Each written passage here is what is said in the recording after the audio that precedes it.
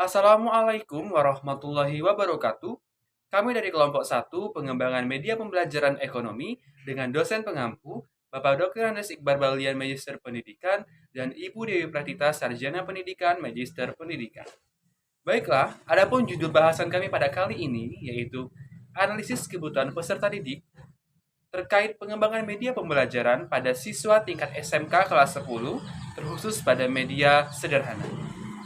Adapun tim dari kelompok sederhana yang akan menjelaskan hari ini yaitu saya Wahyudi sebagai ketua kelompok dengan beranggotakan Cintia, Nurrahma Alzaria, Ajeng Noverla, Winda Sumiati, dan Inesa Rahmania. Baiklah, pada kesempatan kali ini izinkan saya menyampaikan gambaran umum mengenai apa yang akan kita bahas pada siang hari ini. Analisis kebutuhan merupakan aktivitas ilmiah untuk mengidentifikasi faktor-faktor pendukung dan penghambat proses pembelajaran, guna memilih dan menentukan media apa yang tepat dan relevan dalam mencapai tujuan pelajaran yang mengarah pada peningkatan mutu pendidikan. Analisis kebutuhan media pembelajaran ini dilakukan sebelum media pembelajaran tersebut dirancang dan dikembangkan, yang nantinya akan dievaluasi. Secara umum, dapat dikatakan bahwa analisis kebutuhan peserta didik terhadap media pembelajaran ini mencakup mengenai kurikulum yang digunakan, kompetensi yang hendak dicapai, materi yang akan disampaikan atau disajikan, serta memilih media yang sesuai dengan materi tadi, mengembangkan media pembelajaran, serta mengevaluasi media pembelajaran yang telah dibuat sebelumnya. Baiklah, mungkin teman-teman sudah penasaran ya, untuk penjelasan selanjutnya akan disampaikan oleh teman saya. Silakan menyimak ya. A. Karakteristik peserta didik tingkat SMK kelas 10. Memahami karakter peserta didik merupakan sikap yang harus dimiliki oleh seorang guru untuk dapat mengetahui aspirasi atau tuntutan peserta didik yang dapat dijadikan sebagai bahan pertimbangan dalam penyusunan program yang tepat bagi peserta didik. Setiap individu pastinya memiliki karakteristik yang berbeda-beda dari individu lainnya. Masa remaja merupakan bagian penting dalam perkembangan siswa dan merupakan masa transisi. Pada usia sekolah dasar, kemampuan berpikir anak masih berkenaan dengan hal-hal yang konkret atau berpikir konkret. Pada masa SMP, mulai berkembang menjadi kemampuan berpikir abstrak. Pada masa SMA atau SMK, mampu membayangkan apa yang akan dilakukan bila terjadi suatu peristiwa. Remaja telah mampu berpikir jauh melewati kehidupan, baik di dimensi ruang maupun waktu. Menurut Jane Piaget, seorang ahli psikologi dari Swiss, berpikir abstrak adalah berpikir tentang ide-ide yang olehnya disebut sebagai berpikir formal operasional. Masa remaja biasanya memiliki energi yang besar, emosi berkobar-kobar, sedangkan pengendalian dirinya belum sempurna. Remaja juga sering mengalami perasaan tidak aman, tidak tenang, dan khawatir kesepian.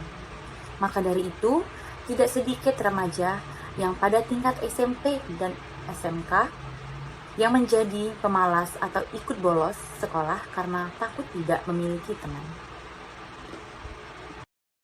Di sini saya akan menjelaskan mengenai materi kurikulum tingkat SMK kelas 10. Kami menggunakan kurikulum 2013. Tujuan dari kurikulum ini adalah untuk mempersiapkan manusia Indonesia agar memiliki kemampuan hidup sebagai pribadi dan warga negara yang beriman, produktif, kreatif, dan afektif, serta mampu berkontribusi pada kehidupan bermasyarakat, berbangsa, bernegara, dan peradaban dunia. Nah, fungsi dari pendidikan kejuruan dengan kurikulum 2013 ini berfungsi secara ganda, yaitu sebagai akulturasi penyesuaian diri dan enkulturasi atau pembawa perubahan. Karena itu, pendidikan kejuruan tidak hanya adaptif terhadap perubahan, tetapi juga harus antisipatif. Adapun proses pelaksanaan pendidikan kejuruan berbasis kurikulum 2013 ini menuntut siswa untuk dapat berpikir kreatif dan inovatif serta pengembangan diri yang mereka miliki harus dikeluarkan untuk menunjang pembelajaran. Hal ini diwujudkan dengan proses penyampaian materi ceramah dari pendidik yang hanya diberi waktu 45 menit pertama. Hal ini bertujuan untuk melatih peserta didik agar lebih aktif dalam mengeluarkan semua kreativitas serta kemampuan yang mereka miliki. Proses selanjutnya adalah proses diskusi. Dalam proses diskusi ini, peserta didik diberi materi yang harus didiskusikan dan mencari pemecahannya untuk dapat mendalami materi yang disampaikan oleh tenaga pendidik pada saat awal pembelajaran. Proses ini memancing peserta didik untuk aktif dalam proses pembahasan materi. Setelah proses diskusi ini, peserta didik akan melaksanakan presentasi dari hasil diskusi yang telah dibahas dan mendapatkan pemecahannya. Materi pokok yang kelompok kami pilih adalah model dan pelaku ekonomi serta produsen dan konsumen. Dengan subbab materi model ekonomi, pelaku ekonomi dan peranannya, perilaku produsen dan perilaku konsumen. Perusahaan disebut juga rumah tangga produsen. Sementara itu, konsumsi dilakukan oleh rumah tangga merupakan pelaku ekonomi. Selain mereka, pemerintah dan masyarakat juga merupakan pelaku ekonomi. Pelaku ekonomi adalah semua orang, baik individu maupun lembaga, yang menjalankan aktivitas ekonomi. Aktivitas ekonomi mencakup kegiatan produksi, distribusi, dan konsumsi barang serta jasa pada semua tingkat masyarakat. Dalam melakukan kegiatan ekonomi, pelaku-pelaku ekonomi saling berinteraksi sesuai dengan ragam transaksi yang dilakukan. Manusia memiliki kebutuhan yang tak terbilang jumlah dan ragamnya. Kebutuhan itu dapat memenuhi dengan benda pemuas kebutuhan yang berupa barang dan jasa. Dalam kegiatan ekonomi, terdapat perilaku konsumen dalam memenuhi kebutuhannya terhadap barang dan jasa, serta produsen dalam memenuhi kebutuhan konsumen dengan berbagai perilaku konsumen tersebut.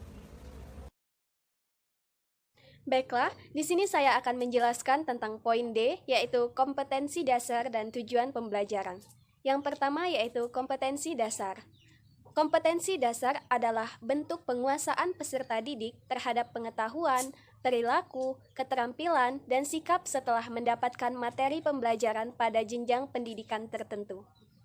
Kompetensi dasar merupakan kemampuan dan materi pembelajaran minimal yang harus dicapai peserta didik untuk suatu mata pelajaran pada masing-masing satuan pendidikan yang mengacu pada kompetensi inti.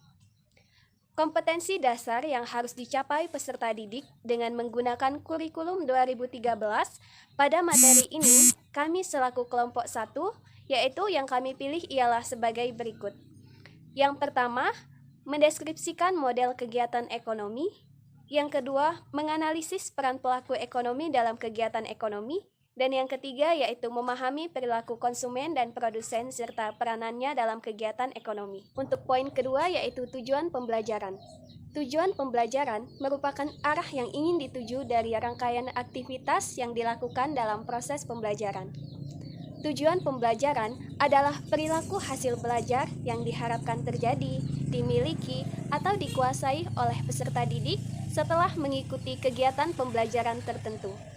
Setelah mengikuti proses pembelajaran melalui daring atau via online, peserta didik diharapkan yang pertama dapat menjelaskan model kegiatan ekonomi dengan tepat, yang kedua dapat menjelaskan pelaku kegiatan ekonomi dengan tepat, dan yang ketiga bisa mendeskripsikan perilaku konsumen dan produsen dalam kegiatan ekonomi.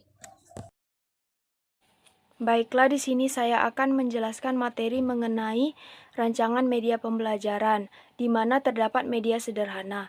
Yang dapat kita ketahui, media sederhana adalah media yang bahannya mudah diperoleh dan cara pembuatannya dapat dilakukan oleh guru sendiri. Adapun macam-macam media pembelajaran sederhana yaitu seperti gambar, peta, globo, dan lain-lain.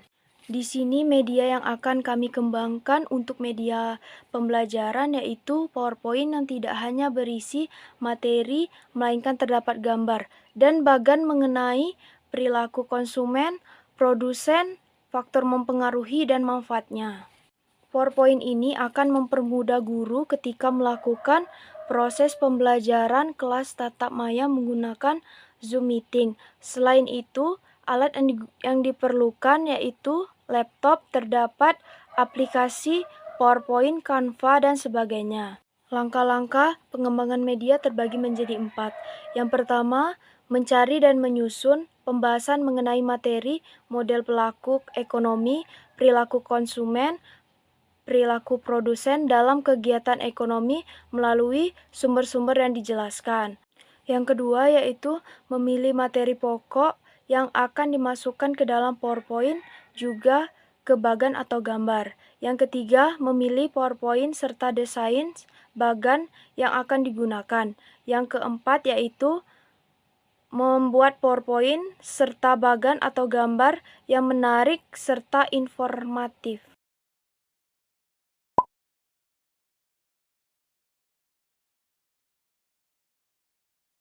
Wah, bagaimana nih penjelasan dari teman-teman saya sebelumnya? Semoga teman-teman yang lain mengerti ya. Di sini izinkan saya menyampaikan kesimpulan dari apa yang dijelaskan oleh teman-teman saya sebelumnya, bahwa media pembelajaran itu diperlukan untuk menunjang keberhasilan peserta didik dalam proses pembelajaran. Jika media yang digunakan itu menarik dan inovatif, maka baik guru maupun siswa akan bersama-sama mencapai tujuan pembelajaran. Dalam pengembangan media diperlukanlah analisis kebutuhan peserta didik.